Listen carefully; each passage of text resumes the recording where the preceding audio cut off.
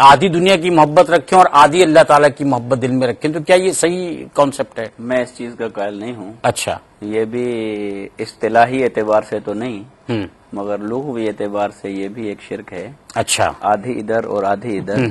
بات یہ ہے کہ دنیا جو کچھ ہے اور انسان کی زندگی کا سٹرکچر کچھ بھی ہو، ٹھیک، وہ سارے کا سارا اگر الف سے لے کر یا تک اللہ اور اس کے رسول صلی اللہ علیہ وسلم کے احکام کے مطابق ہے تو وہی ہے فی الدنیا حسنہ، اور اسی کا جو صلہ ہے اس کا نام ہے وفی الآخرۃ حسنہ. صحیح ہے. یہ تقسیم والی بات نہیں ہے. صحیح. ایک بات. دوسرا، میں اگر آپ کی اجازت ہو تو اس کی طرف آ جاؤں.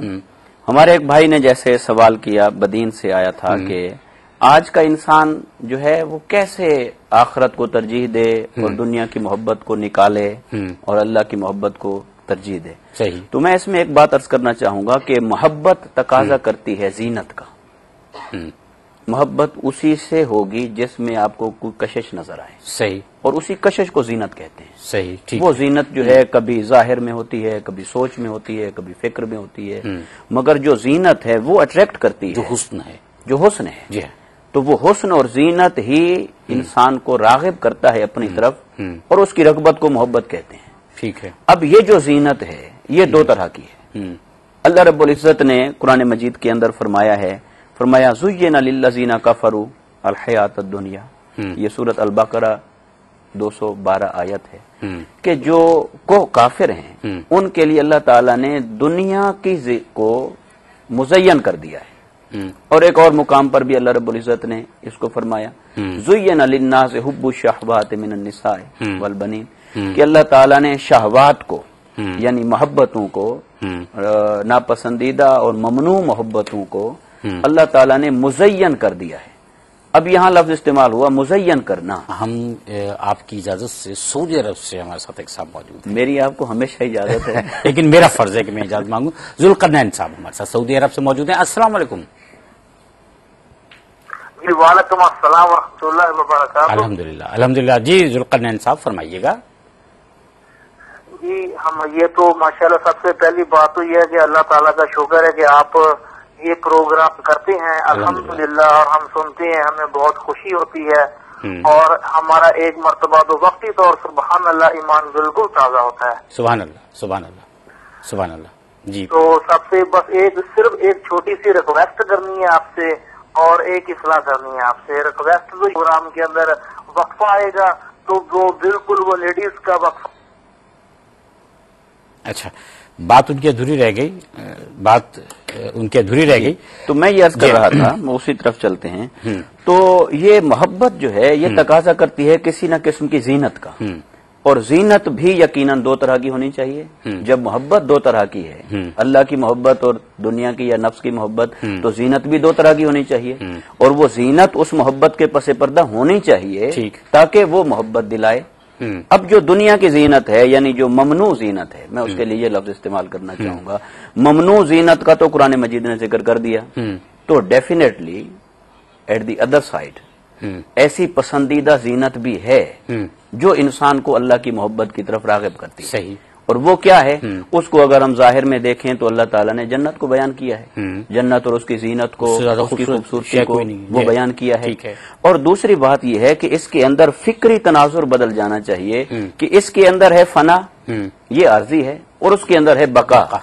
اور یہ فکر اور سوچ جو ہے انسان کی، یہ بھی اسے اسی زینت کی طرف راغب کرتی ہے کہ یہ تو ناپائیدار ہے اور وہ پائیدار ہے. تو یہ فرق بھی اسے اس زینت کے تناظر میں محبت کی طرف لے کے جاتا ہے. اور اگر ہم یہ سوچیں اور اپنے آپ کو یہ سمجھائیں کہ دنیا کا جو کچھ بھی ہے یہ سب کچھ ہمارے لیے عارضی ہے، اور آخرت کی زندگی بڑی زندگی ہے، دائمی زندگی ہے، اور اس کی نعمتیں بھی دنیا کے مقابلے میں بہت ہیں اور بے شمار ہیں. لہذا اس کی محبت انسان کو دلائی جائے. اور پھر اس سے بھی بڑھ کر ایک جو بات ہے وہ یہ کہ حدیث مبارکہ میں آیا کہ جب جنتی جنت میں چلے جائیں گے، ہر کوئی اپنے محلات میں جنت کی نعمتوں میں خوش ہوگا، مگر ایک طبقہ ایسا ہوگا جو جنت میں افسردہ ہوگا. اچھا. تو اللہ رب العزت ان سے فرمائے گا بھی کیا تم نے میرے وعدوں کو حق نہیں پا لیا؟ جو کچھ میں نے وعدہ کیا تھا سب پا نہیں لیا؟ ہر ایک کو مل گیا؟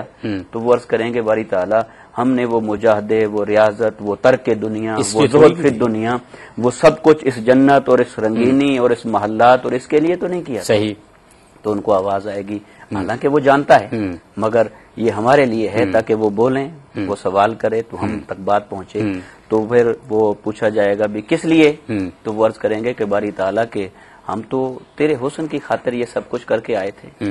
تو وہ ایک حسن ہے، وہ ایک زینت ہے، وہ معرفت الہی ہے، اور وہ انوار و تجلیات الہیہ ہیں. صحیح. یہ طریق صوفیاء کا ہے، یہ اولیاء کا ہے، یہ صوفیاء کا ہے، اہل اللہ کا ہے.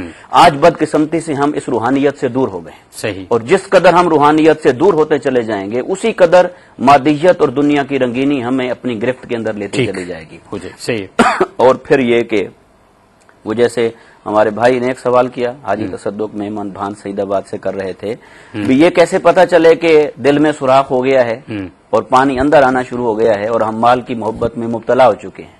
تو دیکھیے سادہ سی نشانی تو یہ ہے کہ اگر وہ مال آپ اللہ کی رضا میں خرچ نہیں کر سکتے، یا جو ہی اللہ کی رضا میں خرچ کرنے لگیں اور آپ کے دل کو ایک دھچکا سا لگتا ہے اور آپ کا دل نہیں چاہتا کہ یہ آپ کے ہاتھوں سے جائے، تو یہی نشانی ہے اس چیز کی کہ وہ آپ کے دل میں گھر کر چکا ہے. صحیح. وہ سوراخ ہو چکا ہے. حضور غوث پاک رضی اللہ تعالیٰ عنہ کے بارے میں آتا ہے، ایک بار آپ کا بہت بڑا تجارتی قافلہ گیا تجارت کے لیے، تو آپ کو خبر آئی کہ وہ جہاز ڈوب گیا ہے مال سمیت. آپ نے قلب کی طرف توجہ فرمائی اور سر اٹھا کے فرمایا الحمدللہ.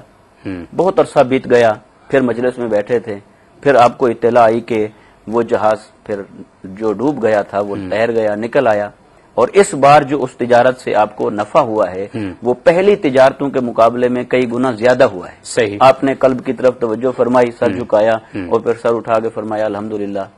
تو واقفان حال سامنے مجلس میں بیٹھنے والے معتقدین انہوں نے پوچھا کہ حضرت جب آپ کو نقصان کی اطلاع ملی تب بھی آپ نے یہی عمل فرمایا، اور جب آپ کو نفع کی اطلاع ملی تب بھی آپ نے یہی عمل فرمایا. تو آپ نے فرمایا کہ میں نے اس وقت بھی اپنے دل کی طرف توجہ کی اور اب بھی اپنے دل کی طرف توجہ کی کہ کہیں ایسا تو نہیں کہ نقصان کی خبر سن کر یہ تل ملا اٹھا ہو یا پریشانی میں افسردگی میں ہو، اور آج کہیں ایسا تو نہیں کہ نفع کی خبر سن کر یہ خوشی سے پھول گیا ہو. تو میں نے اپنے دل کو اللہ کے ذکر اور اللہ کی یاد میں اسی قدر استقامت پر پایا، تو نہ مال کا نفع ان کے دل کو دھچکا دے رہا ہے، نہ مال کا نقصان ان کے دل کو اللہ کے ذکر سے غافل کر رہا ہے. یہ نشانی ہے استقامت کی. اور یہ ان لوگوں کو نصیب ہو جاتی ہے جو اپنے دل کے اندر اللہ کی محبت کو اور اللہ کے رسول صلی اللہ علیہ وسلم کی محبت کو اجاگر رکھتے ہیں، ہمیشہ قائم رکھتے ہیں. شیخ صاحب یہ جو ساری باتیں ہو رہی ہیں اس سے ایک نتیجہ